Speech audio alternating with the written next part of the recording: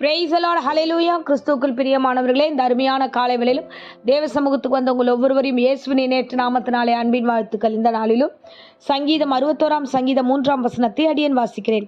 நீர் எனக்கு அடைக்கலமும் சத்ருக்கு எதிரே பலத்த துருகமுமாய் இருந்தீர். ஆமேன், ஹல்லேலூயா. தாவீது தான் நெருக்கப்படும் பொழுது சொல்லப்பட்ட ஒரு அருமையான வார்த்தை.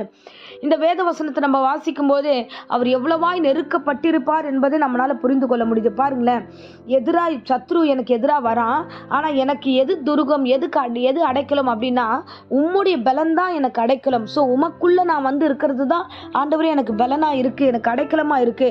ஸோ ஆண்டவரே என்ன நீர் வந்து பாதுகாக்கிறீர் என்று அவர் அங்கலாய்ப்போடு இந்த வேளையில சொல்லுகிறார். மேல் வசனத்தை பார்த்தீங்கன்னா 2ஆம் வசனத்துல, என் இருதயம் தோய்ந்து போகிறது, பூமியின் கடையாந்திரங்களிலிருந்து உன்னை கூப்பிட்டேன், எனக்கு எட்டாத உயரமான கண்மலையில என்னை கொண்டு போய் விடும்.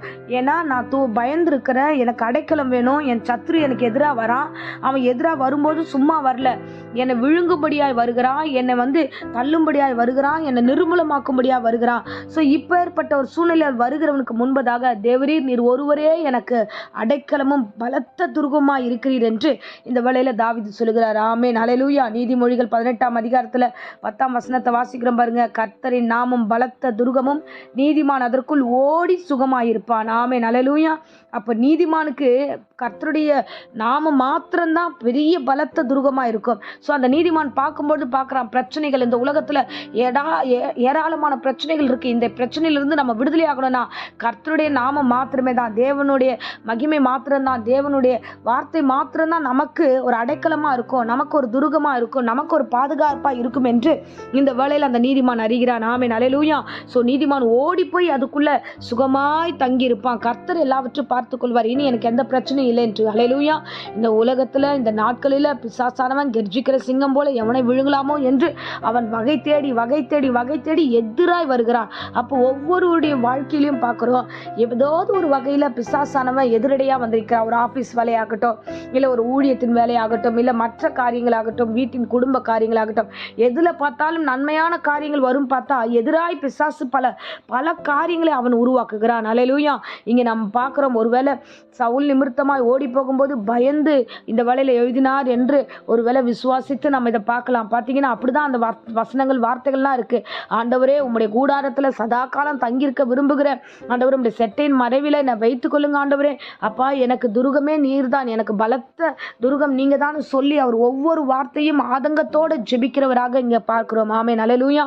இதே மாதிரி சங்கீதம் 18லயும் அவர் சொல்லுகிற அருமையான வார்த்தை நம்ம வாசிச்சோம்னா, என் பலனாகிய கர்த்தாவே உம்மிடத்தில் அன்பு கூறுவேன், நீர் எப்பேற்பட்டவர்னா என் கண்மலையும் என் கோட்டையும் என் இரட்சகரும் என் தேவனும், நான் நம்பியிருக்கிற துருகமும் என் கேடகமும் என் இரட்சண்ய கொம்பும் உயர்ந்த அடைக்கலமா இருக்கிறீர். எவ்வளவு அழகா அதை அப்படியே வர்ணிச்சு சொல்லுகிறார். என் கர்த்தர் எப்படிப்பட்டவர், என் கண்மலை ஆனவர், என் கோட்டை ஆனவர், என்னை ரட்சிக்கிறவர், என்னை ரட்சிக்கிற தேவன் அவர், என்னை எல்லா சத்துருக்கள் இருந்தும் ஆண்டவர் என்னை பத்திரமாய் அவர் மீட்டெடுக்கிறார். ஆமென், ஹல்லேலூயா.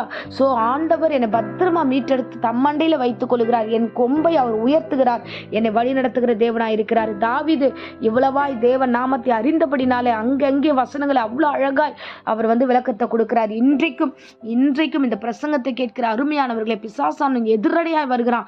ஸோ நீங்கள் எதை கண்டு பயப்படாதீங்க. ஸோ பிசாசின் சூழ்நிலையை கண்டு ஆண்டவரே இதை எதிர்க்க முடியல ஆண்டவரே என்னால, ஸோ இந்த சூழ்நிலைகள் வந்து இந்த ஆபீஸ்ல இருந்து என்னால் எதிர்க்க முடியாது, என் வீட்டுக்குள்ளேருந்து இதை நான் செய்ய முடியாது, இந்த காரியத்தை என்னால் பண்ண முடியாதுன்னு சோர்ந்து போகாதீங்க. கர்த்தருடைய நாமத்திற்குள்ள கடந்து போங்க. கர்த்தர் கொடுத்த வாக்குத்தத்த வசனங்கள் எல்லாம் கிளைம் பண்ணுங்க. ஆண்டவரே இந்த வசனம் இப்படி சொல்லியிருக்கேன், எனக்கு இந்த வசனத்துக்குள்ள நான் ஒளிந்து கொள்ளுகிறேன், என்னை விடுதலையாக்குங்க என்று சொல்லி நீங்கள் ஜெபிக்கும் போது கர்த்தர் நிச்சயமாகவே உங்களை விடுதலையாக்கி வழி நடத்த வல்லமுள்ள தேவனாய் இருக்கிறார். ஆமென், ஹல்லேலூயா. ஸோ பிரச்சனை வரும்போது, பிசாசு எதிரடையாய் வரும்போது மனுஷனை நம்பி அங்கே ஓடி ஒளியாதீர்கள். நிச்சயமாய் அந்த இடத்துல நாம சமாதானத்துக்கு எதுவாய் வாழ முடியாது. ஆனா தேவனை நோக்கி வரும்பொழுது எல்லா உபத்திரவத்திலிருந்தும், ஆபத்து காலத்துல என்னை நோக்கி கூப்பிடு, நான் உன்னை விடுவிப்பேன் கர்த்தர் சொன்னார் இல்லையா? ஸோ ஆபத்து காலம் வரும்போதெல்லாம் அவரை தான் கூப்பிடணும். நீங்க அவரை நோக்கி கூப்பிடுங்க. பிரச்சனையை நெருக்கடி வரும்போது அவரை நோக்கி கூப்பிடுங்க. சத்துரு எதிரடையாய் வரும்போது அவர்தான் பலன். தாவீது நன்கு அறிந்தபடினால இந்த வசனத்தை சொல்லுகிறார். நாமும் இந்த வசனத்தை இப்படியாய் கையில எடுத்துக்கொள்ள வேண்டும். என்ன வந்தாலும் கிறிஸ்துவின் வசனத்துக்குள்ள வாழுங்க. அவர்தான் அடைக்கலம், அவர்தான் துருகம். உங்களை விடுதலையாக்கி உங்களை கோட்டையில வைத்து உங்களை மகிமையாய் உங்களுக்கென்று கொம்பை உயர்த்தி உங்களை ஆசீர்வதித்து வழிநடத்த அவர் வல்லமுள்ள தேவனாய் இருக்கிறார். ஆமென். இப்பொழுதும் அடியேன் உங்களுக்காக ஜெபிக்கிறேன். அன்பு ரட்சகா, இந்த அருமையான தருணத்துக்காக ஸ்தோத்திரம் கர்த்தாவே. ஆண்டவரே, இந்த பிரசங்கத்தை கேட்கும்படியால் ஒவ்வொருவருடைய இருதயங்களை திருப்பினதுக்காக கொடான கொடி ஸ்தோத்திரம் ஆண்டவரே. அப்பா, ஒடுக்கப்பட்டு நெருக்கப்பட்டு ஆண்டவரே தவிப்பின் மத்தியில் இருக்கிற ஒவ்வொரு பிள்ளைகளுக்கும் இன்றைய பிரசங்கத்தில் நீர் பேசின வார்த்தைக்காக நன்றி ஆண்டவரே. ஏசப்பா, உமக்கு நன்றி ஆண்டவரே. எதிரிடையாய் வருகிற பிசாசானவனே ஆண்டவரே, அப்பா நீர் ஆண்டவரை பொறுப்பெடுத்து ஆண்டவரை எல்லாவற்றையும் மதம் பண்ணி பிள்ளைகளை பத்திரமாய் பாதுகாத்துக்கொள்ளும் ஆண்டவரை. நீர்தான் தஞ்சம் என்று ஓடி இந்த உபவாச நாட்களில் ஓடி ஒளிந்து கொண்டிருக்கிறார்கள். உம்மண்டையில வந்திருக்கிறார்கள், பலத்த துருவத்திடத்துல வந்திருக்கிறார்கள். ஓடி வந்த ஒவ்வொரு பிள்ளைகளையும் நீர் அணைத்துக் கொள்வீராக கர்த்தாவே. அப்பா, இந்த பிள்ளைகளை விடுதலையாக்குங்க. எல்லா பொல்லாப்புக்கும் நாச மோசங்களுக்கு கர்த்தர் விலக்கி காத்துருங்க. நீர் பெரியவராய் இருந்து பெரிய காரியங்களை செய்வீராக. சத்ருவாகிய ஆண்டவரே சவுல் கைக்கு நீர் நீக்கலாக்கி விடுதலையாக்கி தாவீதை நடத்தினது போலவே ராஜா, இவர்களுக்கு விரோதமாய் இந்த பிரசங்கத்தை கேட்கிற பிள்ளைகளுக்கு விரோதமாய் ஆண்டவரே அப்பா ஏசப்பா வருகிற சத்துருகளுக்கு கையில விலக்கி இந்த பிள்ளைகள் ஒவ்வொருவரையும் பாதுகாத்துக்கொள்ளும். சுகபல ஜீவனை கர்த்தர் கட்டளிடும். ஆரோக்கியத்தோடு வழி நடத்துங்க. வேலை ஸ்தலமாகட்டும், ஊழியமாகட்டும், வீடாகட்டும், எல்லா இடங்களிலும் கர்த்தாவே நீர் ஆண்டவரே அப்பா இந்த பிள்ளைகளை தற்காத்து வழி நடத்துவீராக, பாதுகாப்பீராக. தொடர்ந்து காத்துக்கொள்ளுங்க ஆண்டவரே. சுகபல ஜீவனை ஒவ்வொருவருக்கும் கட்டளிடுங்க. வியாதி பலவீனத்துல ஆண்டவர் பூரண சுகத்தை கொடுத்து ஆசீர்வதியும். தொடர்ந்து காத்துக்கொள்ளும். இயேசுவின் நாமத்திலே ஜெபித்து இந்த நாளிலும் ஒவ்வொரு மீதும் உடைய கரத்தை ஒப்பு கொடுக்கிறேன் ஜீவனுள்ள நல்ல பிதாவே. ஆமேன். ஆமேன். Praise the Lord. God bless you.